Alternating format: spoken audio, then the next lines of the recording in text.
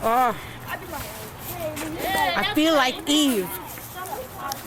Feel like Eve in the Garden of Eden. There's a nice snowball. Passes the time. Sister Bridget has lots of nicknames, like Biddy and Bridge and Noni Bunny. She also has a great sense of humor. When Bridget heard about this movie, she said it was going to be rated R for rebellious.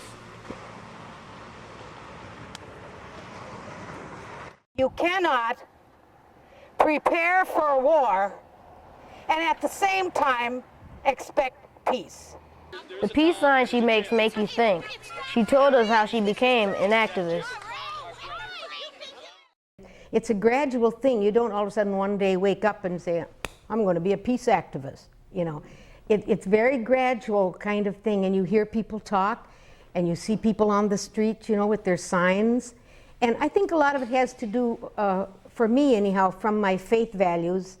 You know, I'm a Christian person, and I believe in the Jesus message and the gospel message, and that's a hard one. It says, love your enemies, you know, and do good to those who hate you and persecute you. It's all kinds of those radical statements. So if I'm a real follower of Jesus and what he has to say, then those are the ideals, you know, nonviolence and peacemaking and loving your enemy and trying to negotiate and talk and those kind of methods. So that has motivated me, and I don't always do the ideal. You know, I'm not pretending at all that I love my enemies all the time. You know, I've made a few myself, so but it's the ideal. I was a school teacher. I was a first grade teacher for many years. I didn't teach at St. Stephen's here, but I have taught in city schools. And I enjoyed that very much. Then I sort of got older and had to do something a little less strenuous, like the peace movement.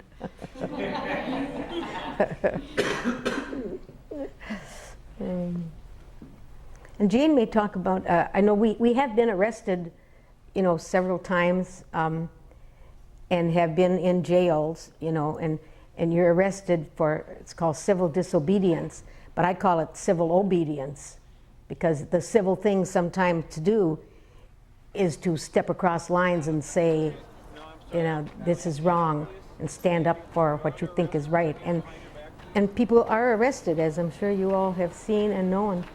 People will be arrested for, they call it trespassing, you know.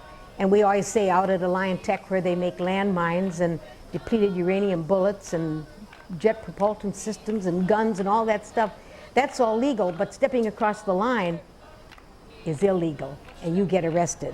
So the balance there, and I always say, if trespassing is worse than making landmines, then I'll choose trespassing, you know. And if I have to go to jail, I'll go to jail. But we want to get the message out there that landmines are, well, they're sinful and inhumane, and they're still going off.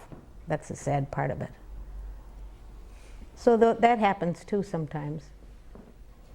We've had sisters in our community that have been in jail for like 6 months. I've only been, I think my longest was 3 days and 3 nights. That was bad enough. It's no fun. You miss your life. And my pets. But I think pets they keep you kind of mellow. We find that pets have a way of mellowing you out, and I guess they lower your blood pressure if you pet them enough and all that kind of thing. So they're good for us. And if you're upset and angry, a lot of times if the cat jumps on my lap, it does calm you down. You realize there's other things besides, you know, stress and struggle. There's always purring. And I'm trying to purr in life instead of always, you know, being agitated. So they teach me how to purr. I say I'm going to purr for the world.